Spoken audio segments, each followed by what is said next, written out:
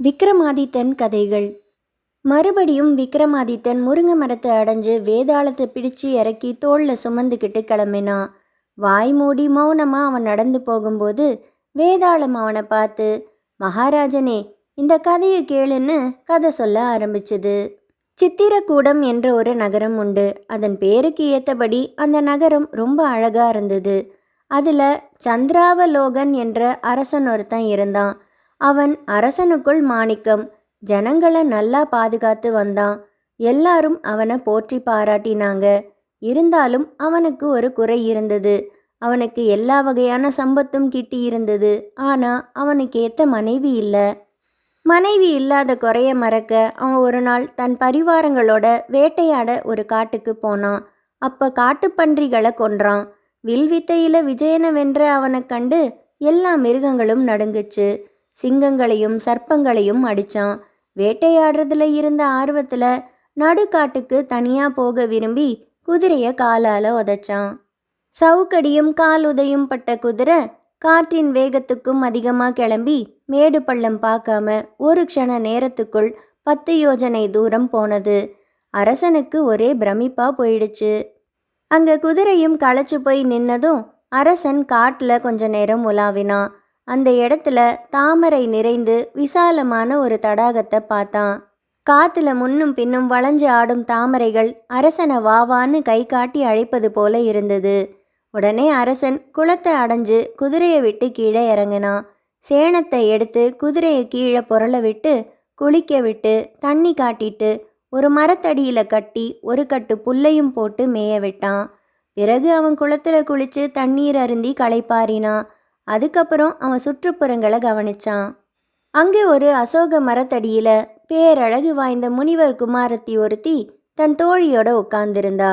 அந்த பெண் மர உரி தரித்து மாலை அணிந்து ரிஷி பத்தினிகளைப் போல தலைமயிரை எடுத்து கட்டியிருந்தா. அவளை கண்டு மாறன் கணையால் தாக்குண்ட மன்னன், இவ யாரா இருக்கும்? தடாகத்தில் குளிப்பதற்காக சாவித்திரியே வந்திருக்காளோ? அல்லது சிவனிடமிருந்து பிரிந்து கௌரி தேவியே மறுபடியும் தபசு பண்ண வந்துட்டாளோ? சூரியோதயமாகி சந்திராஸ்தமனம் ஆகிட்டதால சந்திரனின் பேரொளியே தபசு பண்ண பெண்ணுருவம் கொண்டு வந்திருக்குமோ? நேர்லையே போய் கேட்டு பார்க்கலாம்னு நினச்சி அவளை நெருங்கி போனான். அவன் வர்றதை பார்த்து அவனோட அழகை கண்டு திகைச்சு போனான். மாலை தொடுத்து வந்த மங்கையின் கை நழுவியது. இந்த காட்டில் நுழைந்து வரும் இவர் யார்? சித்தரா? வித்யாதரரா?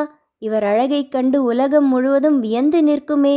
இவ்விதம் எண்ணிய இருக்கையிலிருந்து எழுந்து கடை கண்ணால் அவனை பார்த்தபடியே அந்த இடத்தை விட்டு நகர்ந்தா.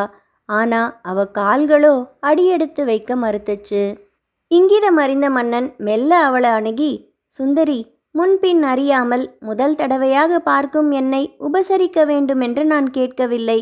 நெடுந்தூரத்திலிருந்து வரும் நான் உன்னை பார்த்து கொண்டிருப்பதை தவிர வேறு எதுவும் விரும்பவில்லை.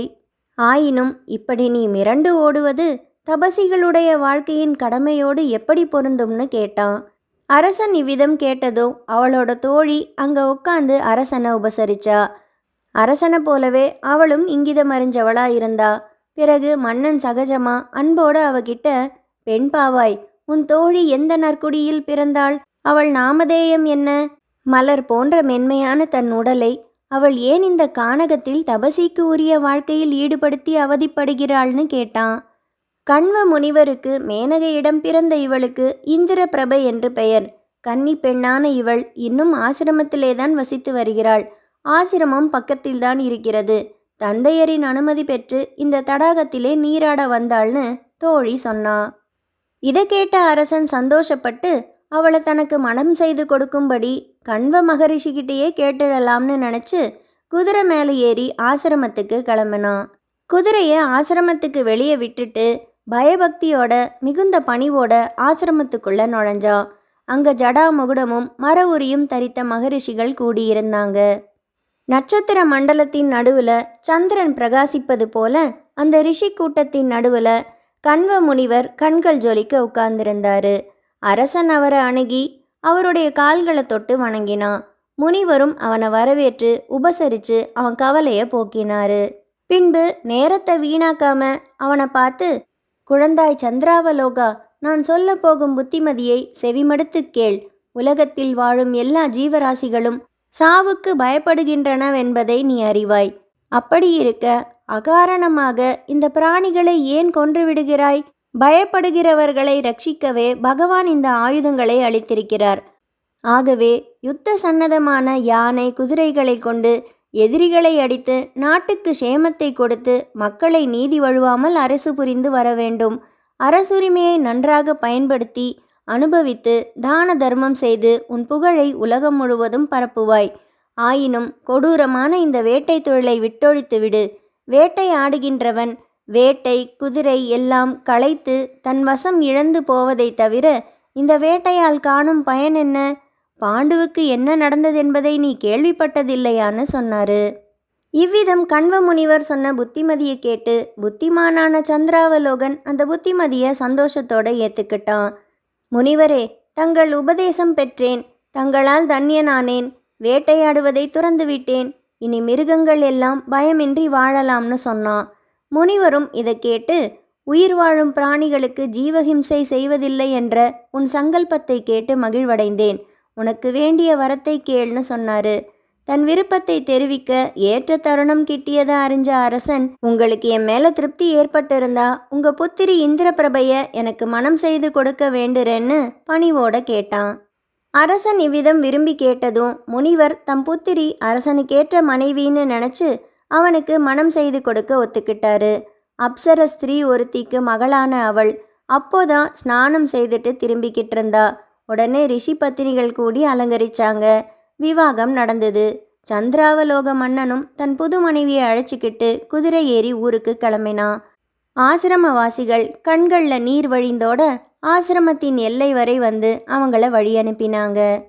அவங்க கிளம்பி வழி நடந்து போகும்போது சூரியன் அஸ்தமிச்சான். இருள் சூழ்ந்தது. அப்போ அரசன் சாலையோரத்தில் தடாகத்தின் பக்கத்தில் ஒரு அரச மரத்தை பார்த்தான்.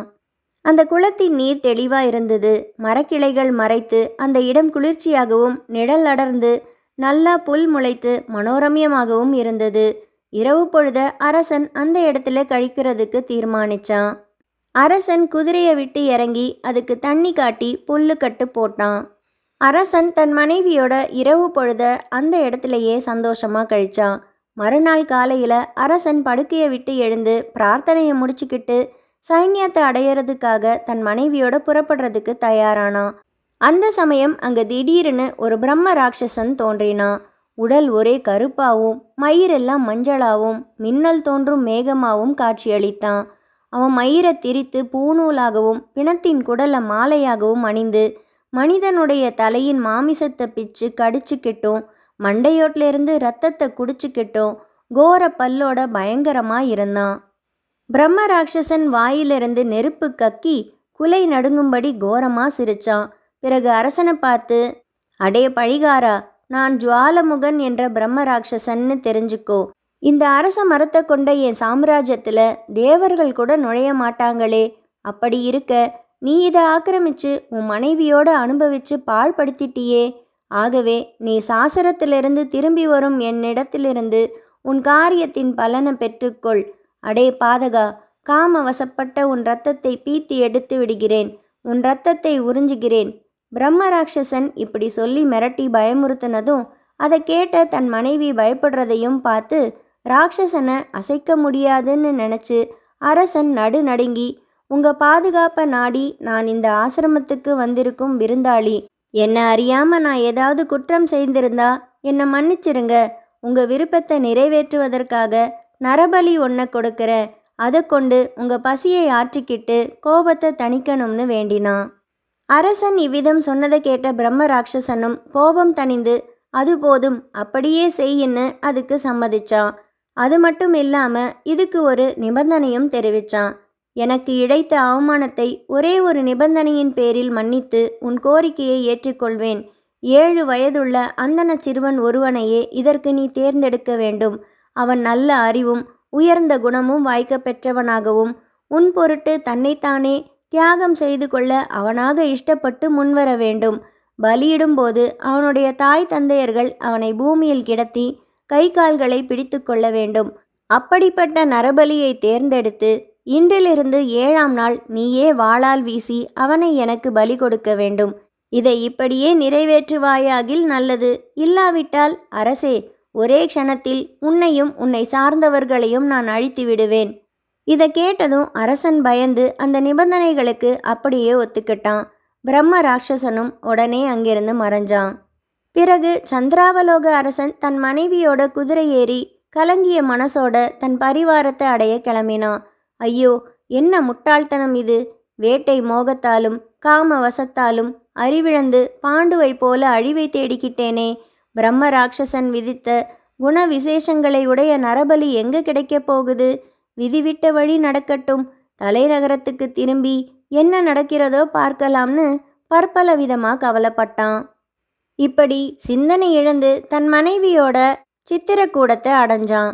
அரசனுக்கு தனக்கு சமமான மனைவி கிடைத்ததை கண்டு ராஜ்யம் முழுவதும் குதூகலம் அடைஞ்சது. இருந்தாலும் அரசன் தன் வருத்தத்தை அடக்கிக்கிட்டு அன்றைய மீதி பொழுத கழிச்சான். மறுநாள் தனக்கு நேர்ந்ததையெல்லாம் மந்திரிகள் கிட்ட ரகசியமாக தெரிவிச்சான். அதிவிவேகியான மந்திரி ஒருத்தன், அரசே, இதற்காக மனமுடைந்து விட வேண்டாம். உலகத்தில் எத்தனையோ அதிசயங்களை காணலாம். அத்தகைய பலியை தேடி நான் உங்களுக்கு அளிக்கிறேன்னு சொல்லி அரசனை தேத்தினான்.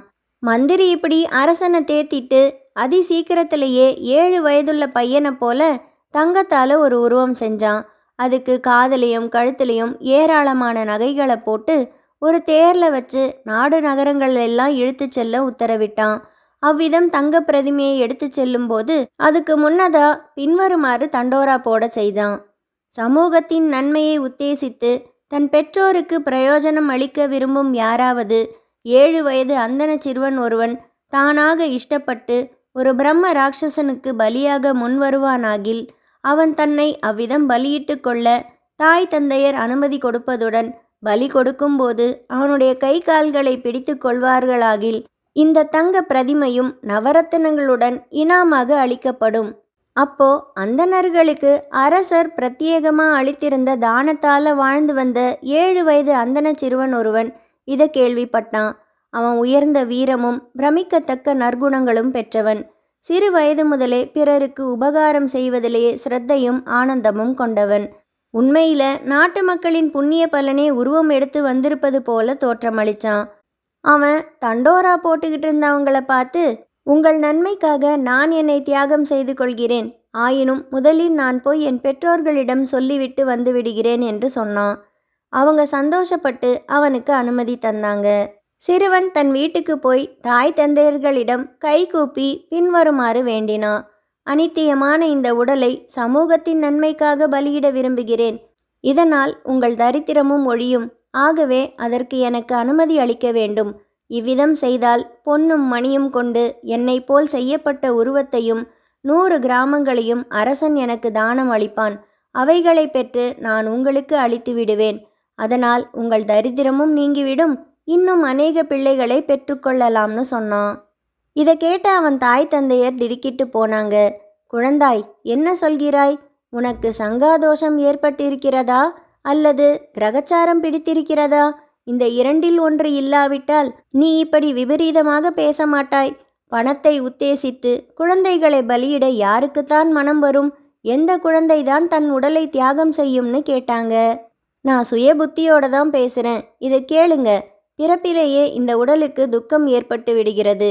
சொல்ல முடியாத அசுத்தங்களை தாங்கி நிற்கிறது. என்றைக்காவது ஒரு நாள் அழிந்து போக வேண்டியதே. ஆகவே அனித்தியமான இந்த உடலை கொண்டு சம்பாதிக்கும் புண்ணியத்தையே நிரந்தர வஸ்துவாக பெரியோர் கருதுகின்றனர். உலகத்து மக்கள் எல்லோருக்கும் பயன்படக்கூடியதை தவிர வேறு என்ன புண்ணியம் கிடைத்துவிடும்? என் தாய் தந்தையர்களை போற்றாவிட்டால் இந்த உடலால் என்ன பயன்னு குமாரன் தன் பெற்றோர்களுக்கு விஷயத்தை சொன்னான். கடைசியில் அவங்க கண்கள்லேருந்து கண்ணீர் ஆறா பெருகி ஒழுக அழுதுகிட்டே அவனோட விருப்பத்துக்கு சம்மதிச்சாங்க.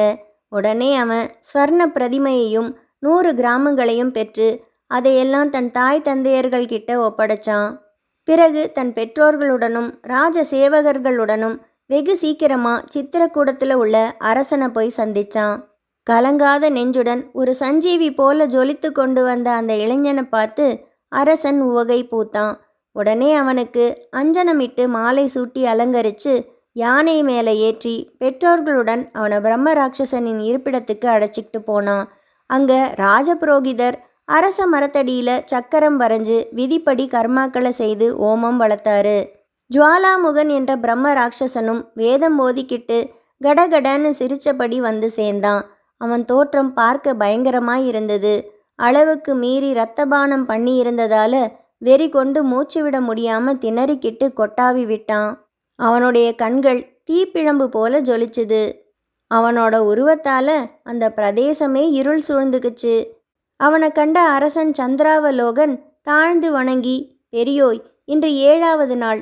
நான் சொன்னபடியே இதோ நரபலியை கொணர்ந்திருக்கிறேன். மனம் இறங்கி இதை ஏற்றுக்கொள்ள வேண்டும்னு பிரார்த்திச்சான். அவ்விதன் அரசன் வேண்டும்போது பிரம்மராட்சசன் அந்த பையனை பார்த்து நாக்கால தன் கடைவாய்களை நக்கிக்கிட்டான். அதே சமயம் உன்னத பிறவி வாய்ந்த அந்த சிறுவன், என் உடலை தியாகம் செய்து கிட்டும் புண்ணியத்தால் எனக்கு ஸ்வர்க்க பதவி கிடைக்காமல் போகட்டும், மேலான பதவியும் வேண்டாம், அவற்றால் பிறருக்கு எந்த நன்மையும் உண்டாகாதே, ஒவ்வொரு பிறப்பிலும் என் உடலை பிறருக்கு அர்ப்பணிக்கும் பாக்கியம் எனக்கு கிட்டினால் போதும்னு தன் மனசுக்குள்ளேயே வேண்டிக்கிட்டான். இவ்விதம் அவன் தன் அபிலாஷையை தெரிவிக்கும் தருணம் ஆகாயத்தில் தேவர்கள் தோன்றி மலர் மாறி பொழிஞ்சாங்க. பிறகு அந்த சிறுவனை பிரம்ம ராட்சசன் எதிரில் கிடத்தி தாய் கைகளை பிடிச்சுக்கிட்டா, தகப்பன் கால்களை பிடிச்சுக்கிட்டான். பலி கொடுக்க தயாரா அரசன் கத்திய உருவிக்கிட்டான். அந்த சமயம் சிறுவன் உரக்க சிரிச்சான். அந்த சிரிப்பின் ஒலியை கேட்டு பிரம்ம ராட்சசன் உள்பட எல்லாரும் அவங்க செயலை மறந்து ஆச்சரியத்தோட கைகூப்பி அவன் முகத்தை கூர்ந்து நோக்கி வணங்கினாங்க. அதிசயமும் ஆச்சரியமும் நிறைந்த இந்த கதையை சொல்லி முடிச்ச வேதாளம் விக்ரமாதித்தனை பார்த்து, மகாராஜனே, தன் உயிர் போக போகிற அபாயம் சூழ்ந்திருக்கும் அந்த சமயத்தில் அந்த சிறுவன் சிரித்த காரணம் என்னவென்பதை சொல்ல வேண்டும்னு கேட்டது. அதுக்கு மகாராஜன் பின்வரும் பதில சொன்னான். சிறுவன் சிரித்ததின் பொருள் என்னவென்பதை கேள். எளிய ஜீவன் தனக்கு ஆபத்து நேரிடும் பொழுது பாதுகாப்பு அளித்து உயிரை காக்கும்படி தாய் தந்தையரிடம் முறையிட்டு கொள்ளும். தாய் தந்தையர் இல்லாவிட்டால் அரசனிடம் முறையிடும். வெந்துயிர் படுகிறவர்களுக்கு அரசன்தானே உதவ வேண்டும். அரசன் உதவி இல்லாவிட்டால் குழந்தை தன் சௌபாக்கியத்துக்கு பொறுப்பு வாய்ந்த இஷ்ட தேவதையை வேண்டிக் கொள்ளும். இப்போது இந்த குழந்தை விஷயத்திலோ அவர்கள் எல்லோரும் பிரசன்னமாகி இருந்தார்கள். அன்றி அவர்கள் நடந்து கொள்ள வேண்டிய முறைக்கு நேர்மாறாக நடந்து கொண்டனர். குழந்தையின் பெற்றோர்கள் பேராசை கொண்டு அவன் கை கால்களை பிடித்திருந்தனர். தன் உயிரை காப்பாற்றுவதற்காக சுயநலம் கொண்டு அவனை கொல்ல அரசன் தயாராக இருந்தான். அருவருக்கத்தக்க பொருள் நிரம்பியதும் வியாதி வசப்பட்டதுமான இந்த உடலை வளர்ப்பதற்காக இவர்கள் எல்லோரும் இப்படி நெறி தவறி நடக்கிறார்களே. பிரம்மா, இந்திரன், விஷ்ணு, சிவன் ஆகிய தேவர்கள் கூட என்றைக்காவது ஒரு நாள் அழிந்துவிட வேண்டுமென்ற நியதி கொண்ட இவ்வுலகில் பூத உடலை கொண்டு நீண்ட காலம் வாழும் ஆசை அவர்களுக்கு எப்படித்தான் ஏற்பட்டதோ? இவ்விதம் நினைத்து சிரித்தான். அந்த சிரிப்பில் ஆச்சரியமும் சந்தோஷமும் கலந்திருந்தன. தன் கடமையை செய்து முடிப்பதற்கான சந்தோஷமும், மாயத் தோற்றத்தால் மதிமயங்கி பிறர் செய்யும் அற்புத காரியங்களை கண்டு ஆச்சரியமும் அடைந்தான். விக்ரமாதித்தனின் இந்த பதிலை கேட்ட வேதாளம் மறுபடியும் கட்டவிழ்த்துக்கிட்டு முருங்கை மரத்தில் தொத்திக்கிச்சு. வேதாளம் கூறிய மற்றுமொரு புதிர்கதையுடன் நான் உங்களை அடுத்த வீடியோவில் சந்திக்கிறேன். நன்றி, வணக்கம்.